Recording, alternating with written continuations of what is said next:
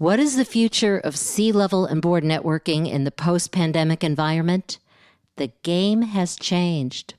Our guest today is a world-class networker who shares why and how you can transform networking from an activity to an essential strategy for developing not only your business, but your best life. Join us for episode 198 of Growth Igniters Radio with Pam Harper and Scott Harper.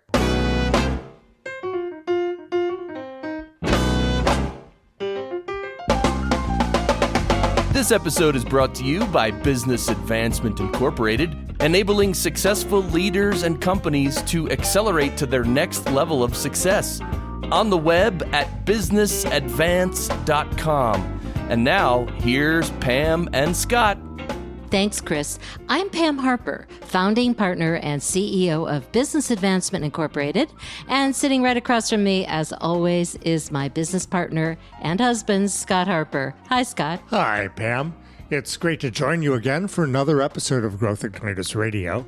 And as always, our purpose is to spark new insights, inspiration, and immediately useful ideas that help visionary leaders accelerate themselves, and of course their companies, to their next level of game-changing innovation, transformation, and growth.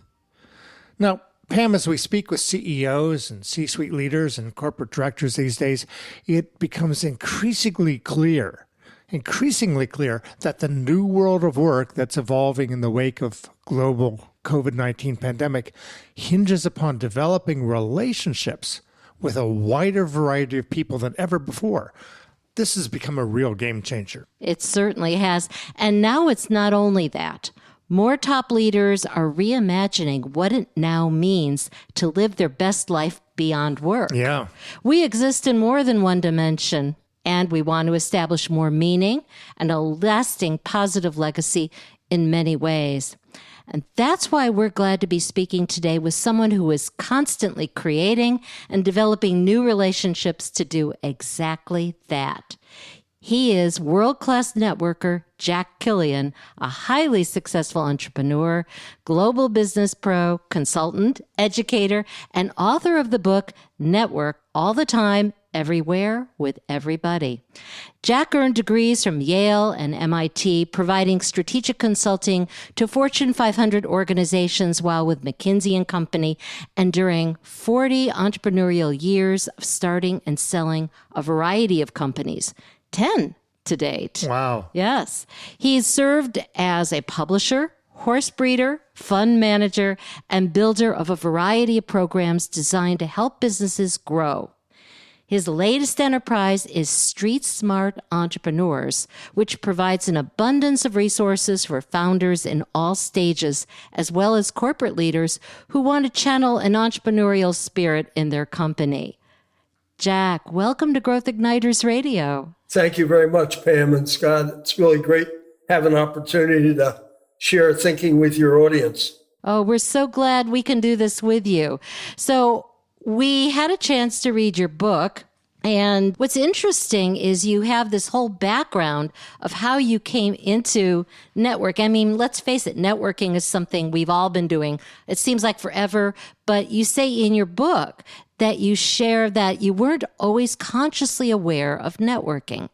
So what happened to change that for you? Up until about age 30, and this goes back a long time, I had no real appreciation of networking. I didn't do it, and I didn't know how to do it, despite going to really great universities and having a really strong initial corporate business background. And it wasn't until I decided to resign from McKinsey and go off on my own that it suddenly hit me that nobody was going to call me. I had to start reaching out cold to people if I was going to want to survive.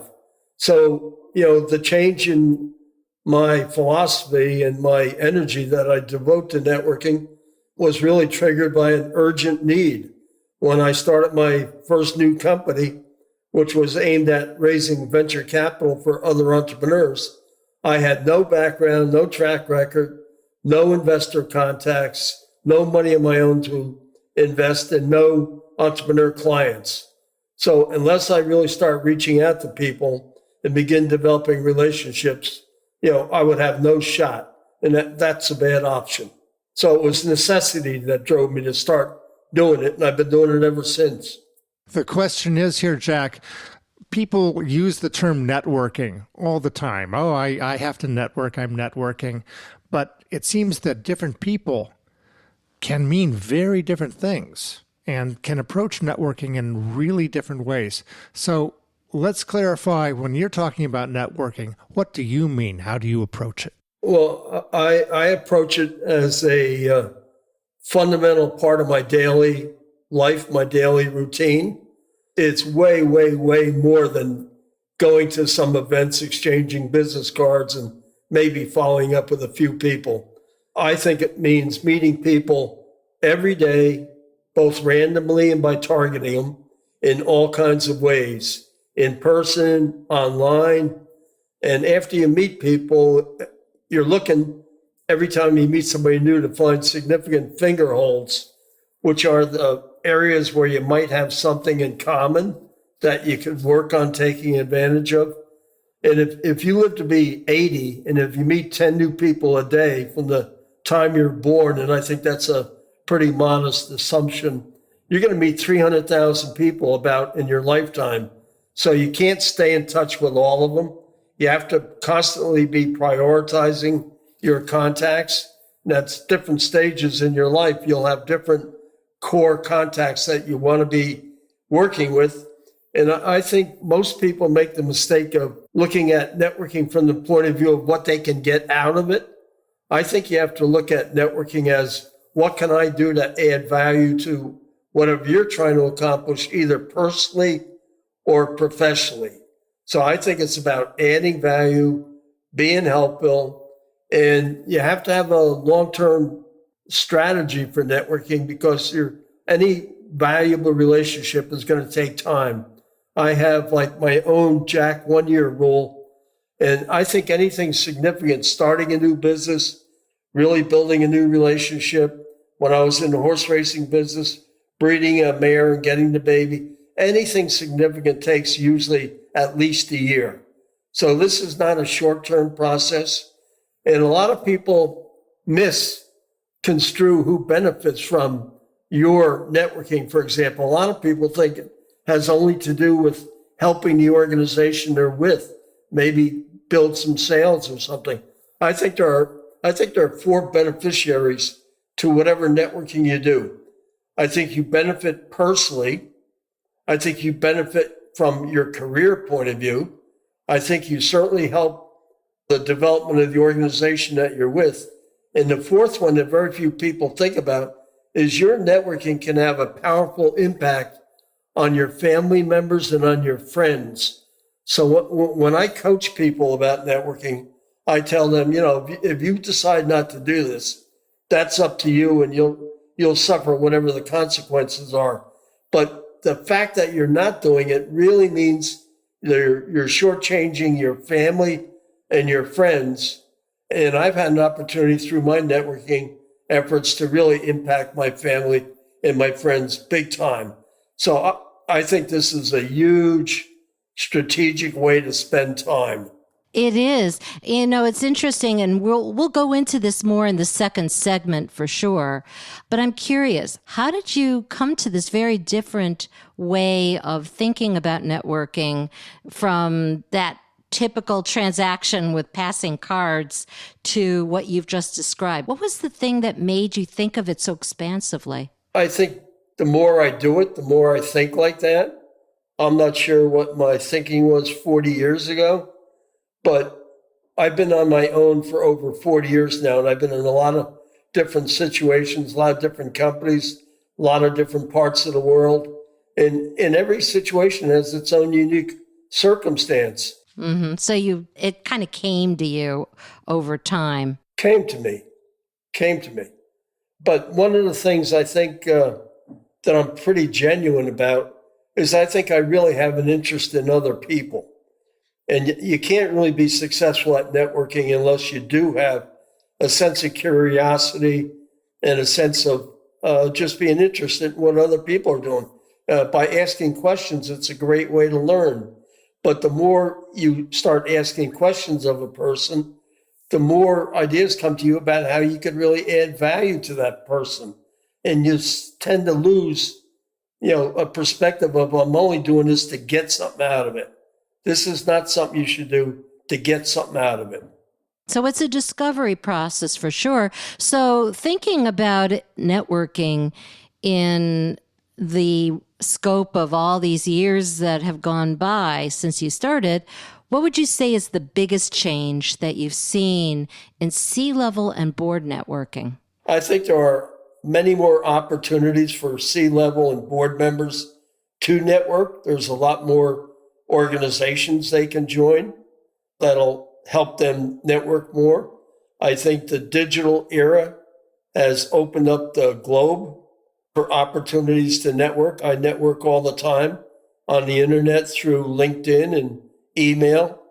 I think everything is moving faster. So opportunities are coming to me, and they should be coming to your audience almost on a daily basis through your networking efforts globally. Now, Jack, as Pam and I discussed at the beginning, obviously the pandemic has opened up a whole stream of working in new ways. Companies are becoming hybrid. There's remote work. There are more and more partnerships and alliances going all over the world.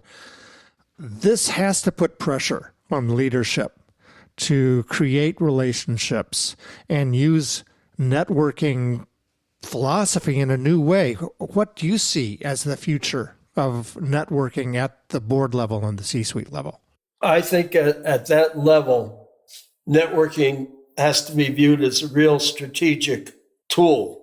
And it's a tool that can be used to create and leverage opportunities and alliances. So I think it should be part of a leader's strategic approach to growing his or her business. I think it's a fundamental strategy. So what you're describing is, over the years, networking going from almost an intuitive thing that people do to being very consciously aware of the opportunities and thinking about transforming this activity into a real strategy. Would that be what you would say? That's correct. When I coach a lot of corporate people on networking and building relationships, and one of the things I tell them is you can network randomly, which means talking to everybody all the time, everywhere, which is where the title of my book came from, or you can target your networking. And I recommend that you spend your networking effort 90% focused on accomplishing very specific business or personal goals. So I think you really spend the bulk of your time targeting your networking efforts, and that results in just a constant stream of new opportunities coming to you. And I can quote case after case of that happening. Yes. And we're going to talk more about some of the things that you need to think about in order to do what you're talking about in our next section. Right now, we're going to take a quick break. And when we come back, we'll talk more with world-class networker Jack Killian. Stay with us. This is Growth Igniters Radio with Pam Harper and Scott Harper. We're brought to you by Business Advancement Incorporated, and as always, we focus at BAI on enabling visionary CEOs and C-suite leaders to accelerate the momentum it takes to bring about game-changing innovation, transformation, and growth. To everyone listening, welcome. We're glad you've joined us, whether it's because you're a subscriber or you just found us wherever you pick up your podcasts. But there's a special reason to visit growthignitersradio.com. This is the only way you can access all of the previous podcast episodes from 7 years. That's right. And it's also the only place you can find unique show notes, biographies, and resource links specifically related to each of our podcast episodes. Subscribe today by going to growthignitersradio.com. Click on Sign Up Now.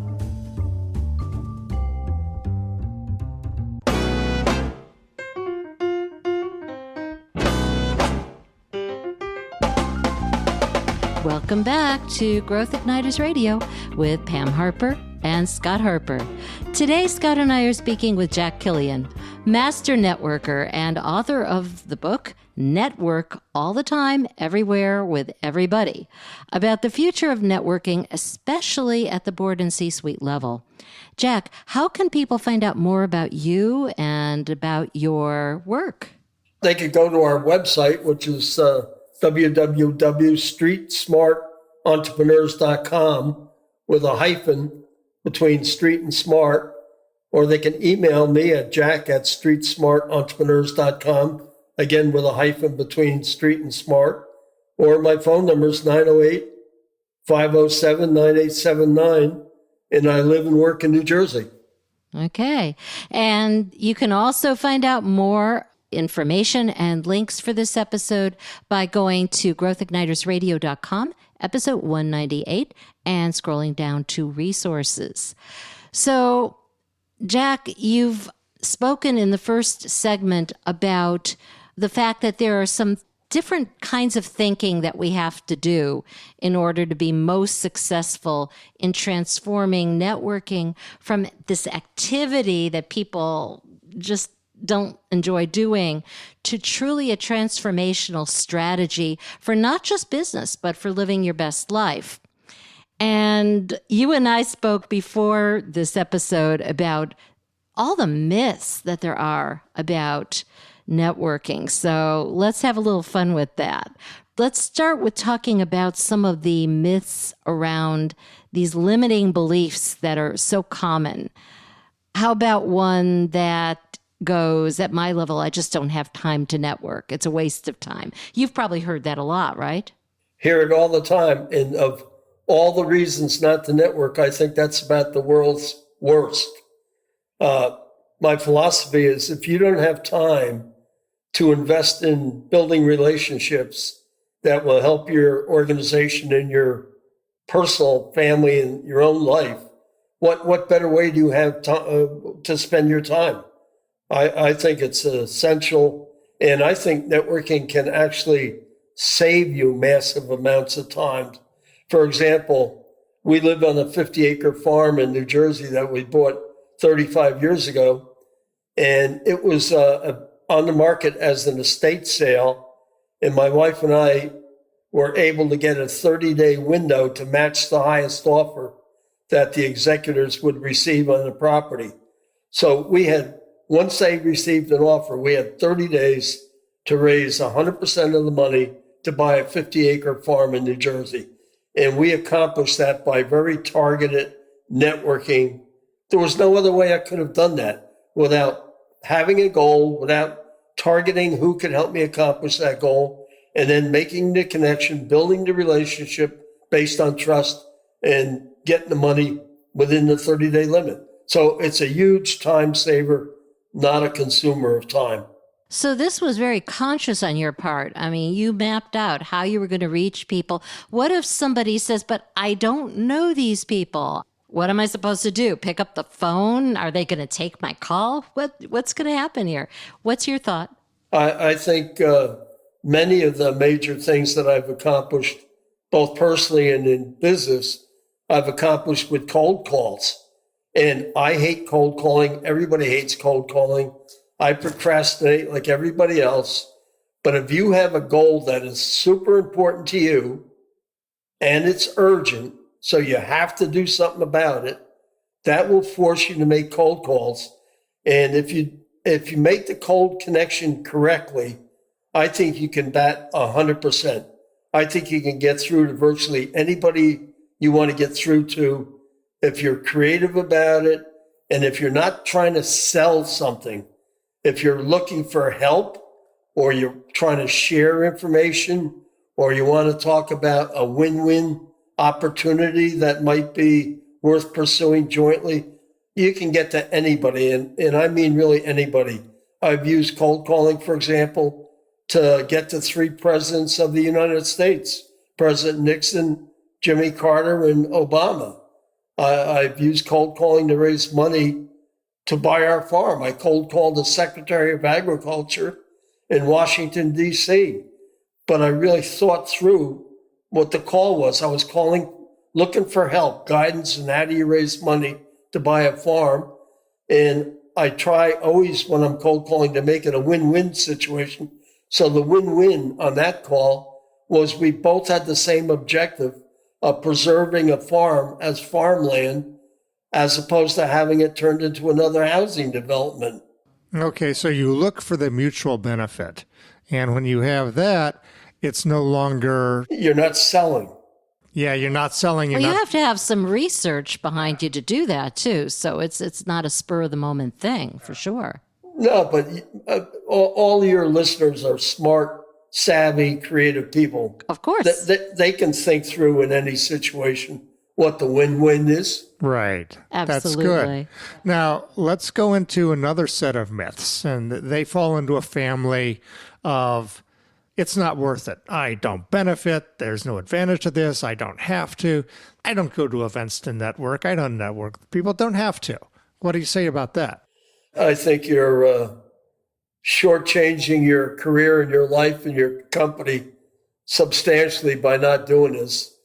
I mean, just the simple fact of helping somebody else gives you the benefit of some psychological income, right? That you're doing a good thing. But, I've benefited, for example, personally, I saved my wife's life by networking her to the right doctor when she had an illness that was not being diagnosed correctly. Our son has only had 14 jobs out of going to Georgetown University. I networked him to the only 2 jobs he's ever had. I networked his wife to the only job she had after graduating from Ohio State, which is with the world's largest PR firm. I raised money to buy a manufacturing company with a 45-day window by cold calling and networking with the right Wall Street firm. So I see benefits all the time, and big benefits, not little things. And so, again, I just want to emphasize that you did all this by creating mutual value and consciously thinking about what the mutual value was for all of this, because I get approached all the time, people saying, you should do this, you should do that. And they don't know me. They don't think about why I would want to do this. It's a different kind of mindset. You do it very naturally. I think it's the only viable way to do this. I mean, one of the keys to this is you have to be authentic and you have to be genuine. You can't fake your way around things. And that comes across. People will perceive any phoniness in a person. So, I recently joined a group in Florida called the Venture Mentoring Team.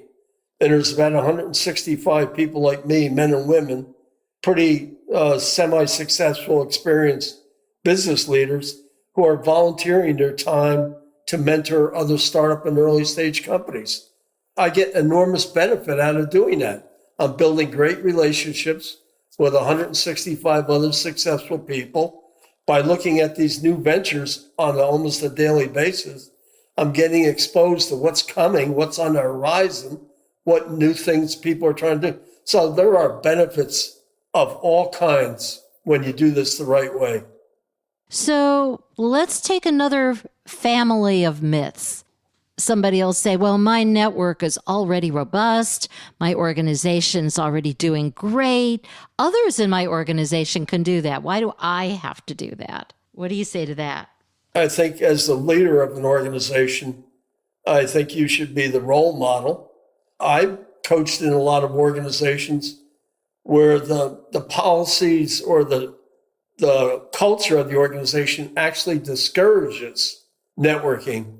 Like I have a networking survey that I have people take. And one of the questions I ask is, do you feel comfortable submitting T&E expenses for your networking efforts?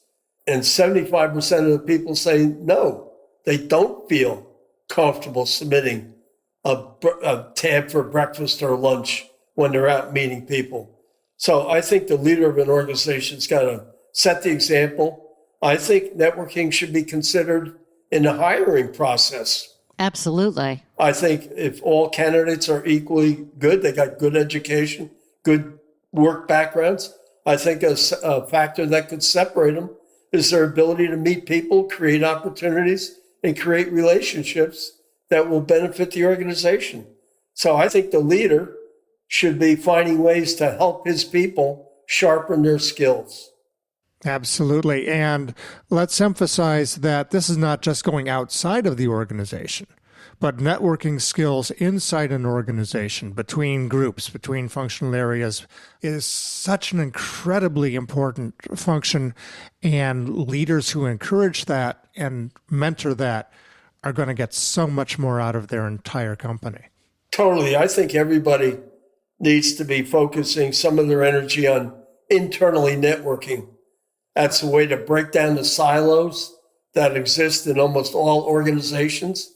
It's a way to learn how to cross-refer opportunities to different organizations within the same. For example, a law firm, I don't think they maximize the amount of cross-referral they could be doing between the different practice areas.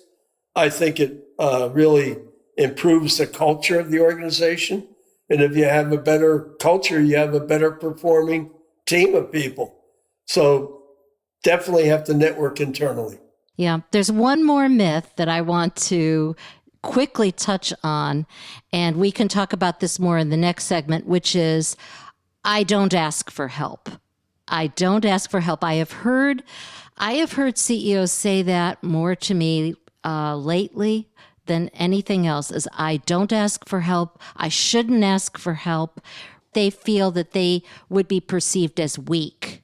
It's a different kind of thing. It comes back to being authentic and genuine and having a legitimate something that you're looking for help on. You know, none of us are smart enough to be able to solve all the problems we run into. And asking for help is, I think, a very powerful tool that smart people should use. Nothing wrong with that. I don't think it puts you in a defensive, weakened position at all. I think it emphasizes that you're really prepared to do whatever you have to do to be successful and build something of value. And in fact, that's pretty much what I also say to people, because some of the best things that I've ever been able to accomplish have come when I've been able to say, I can't do it alone. I need to reach out to others and connect. And I've found that more people respond to that we all have our better parts where we want to help each other to learn, to grow, to live our best lives. And it's a good thing.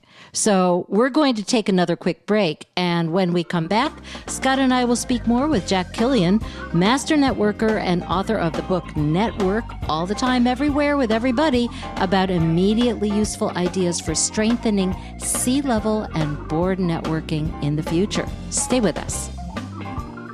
You're listening to Growth Igniters Radio with Pam Harper and Scott Harper. We're brought to you by Business Advancement Incorporated, and we're on the web at businessadvance.com. We're talking about the ways in which the most successful business leaders are transforming networking from an activity to a strategy for growth. For a related conversation, be sure to download and listen to episode 93 on Growth Igniters Radio. Need to pivot? Tap into your organization's intelligence. We discuss 3 keys for developing an internal network that can pick up on the early signals of relevant changes in the business environment.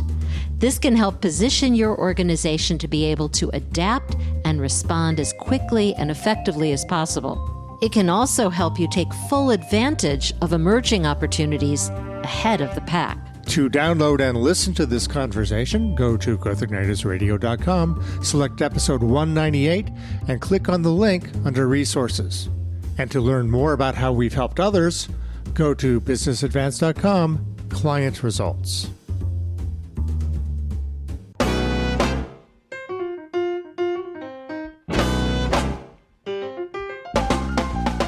Welcome back to Growth Igniters Radio with Pam Harper, that's me, and Scott Harper.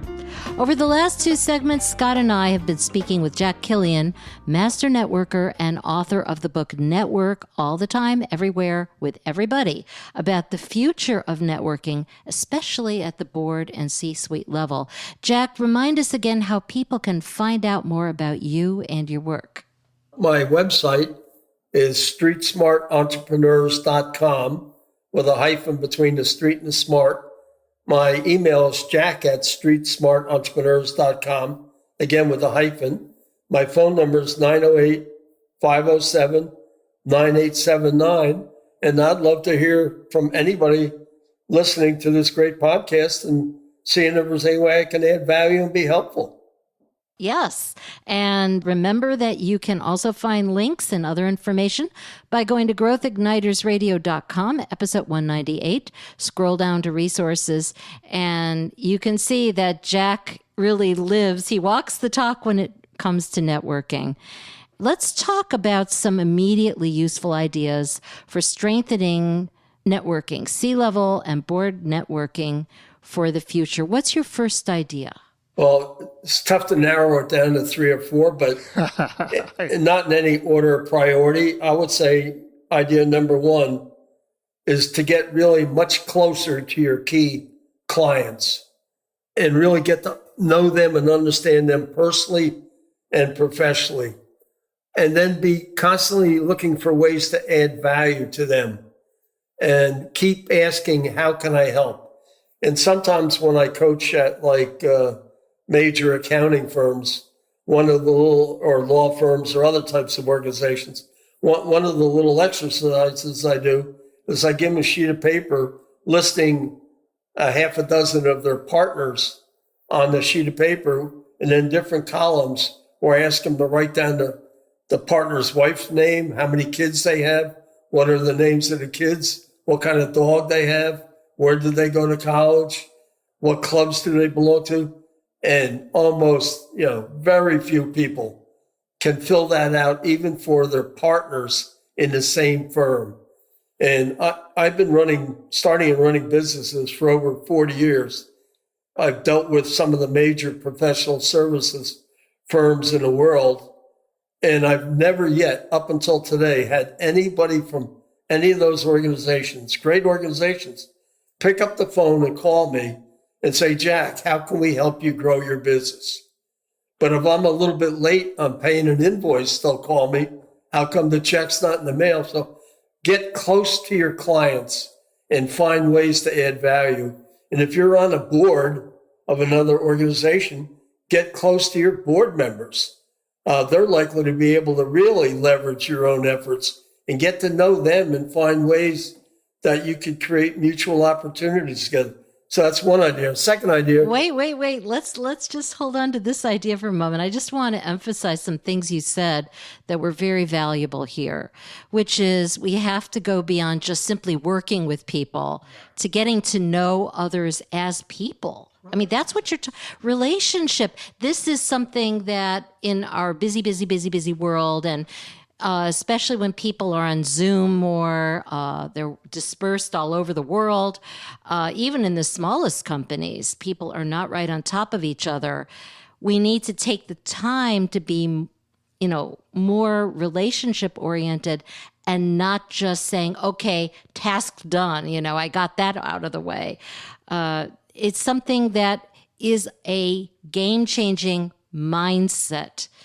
And people need to be willing to do that. And it's cultivating a term I heard years ago that I really like. It's a service heart.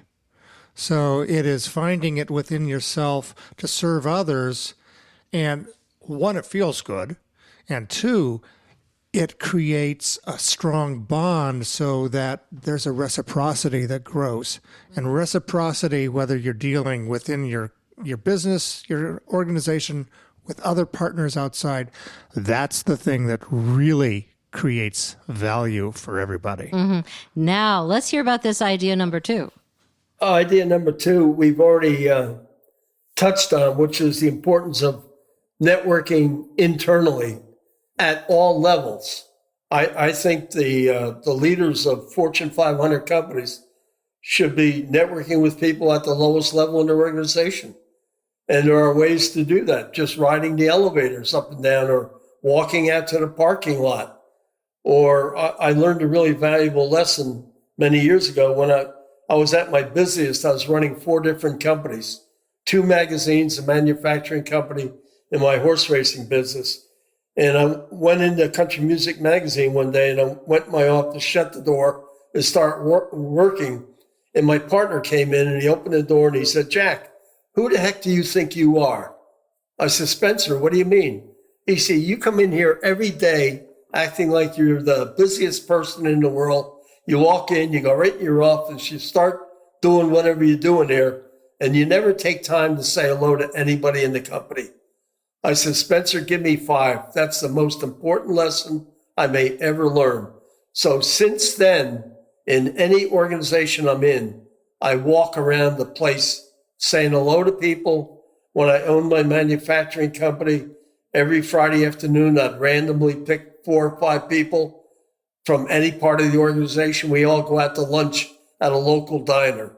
You have to foster relationships and trust internally. And that's how you drive a good culture and build a great environment where people want to work. Yeah, absolutely. The question I have is, let's say you're a corporate director, and more there's advice that people should be reaching beyond just the C-suite and getting to know people further into the organization. Is that something you do as well?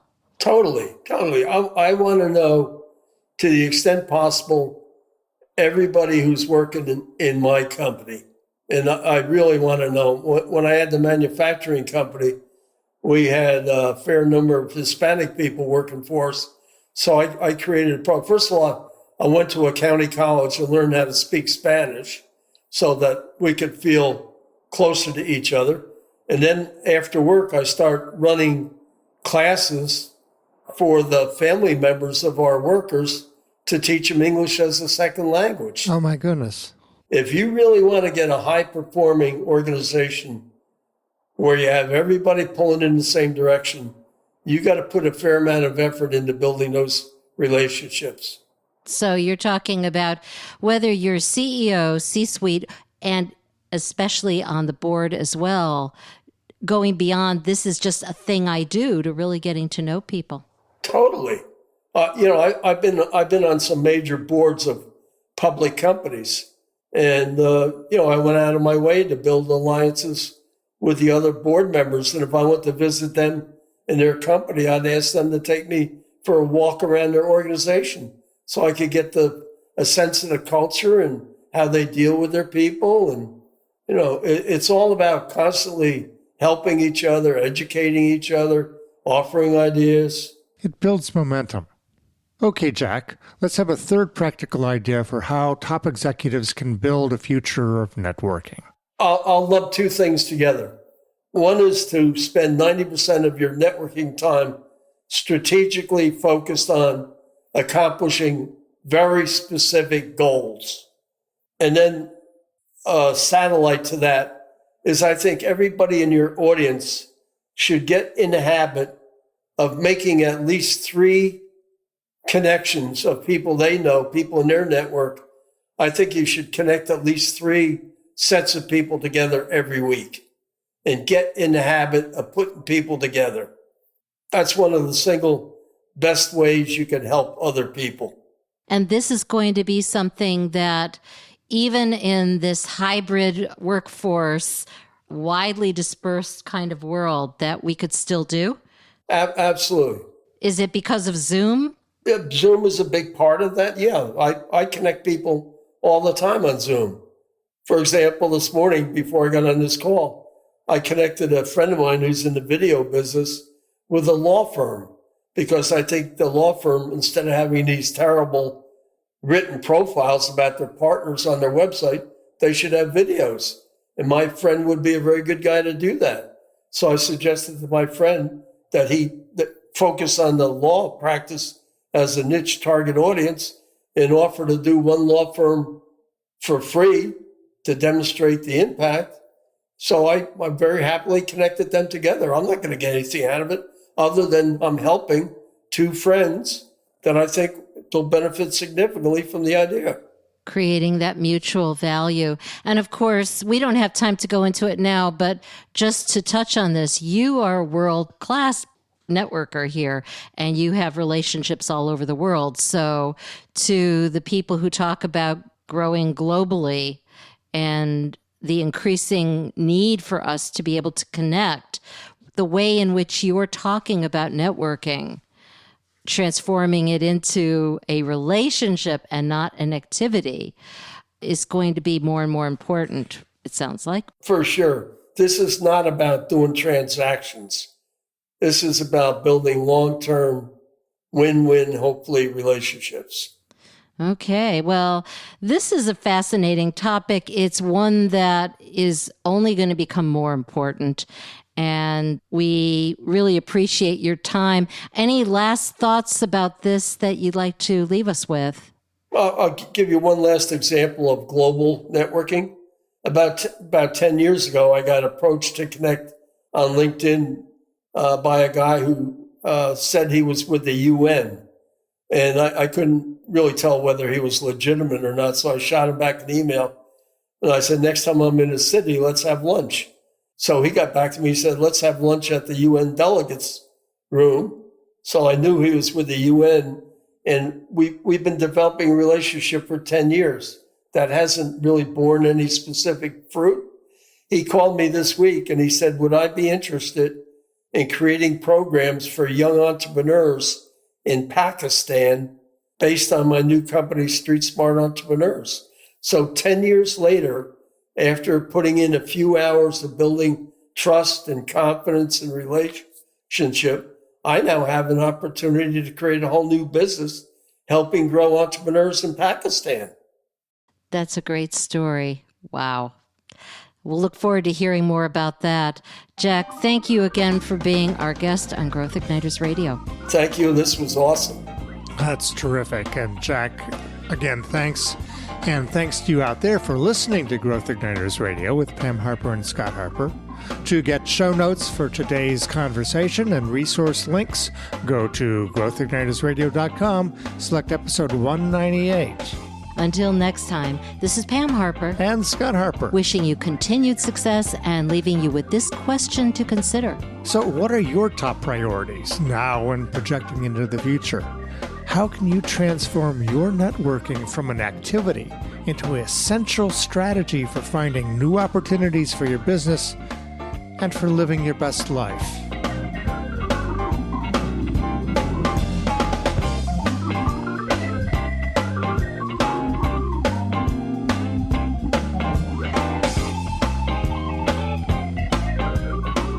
Growth Igniters and Growth Igniters Radio with Pam Harper and Scott Harper are registered service marks of Business Advancement Incorporated. All Growth Igniters Radio episodes are copyrighted productions of Business Advancement Incorporated, intended for the private use of our audience. Except as otherwise provided by copyright law, all other uses including copying, editing, redistribution, and publication without prior written consent of Business Advancement Incorporated are prohibited. All rights reserved.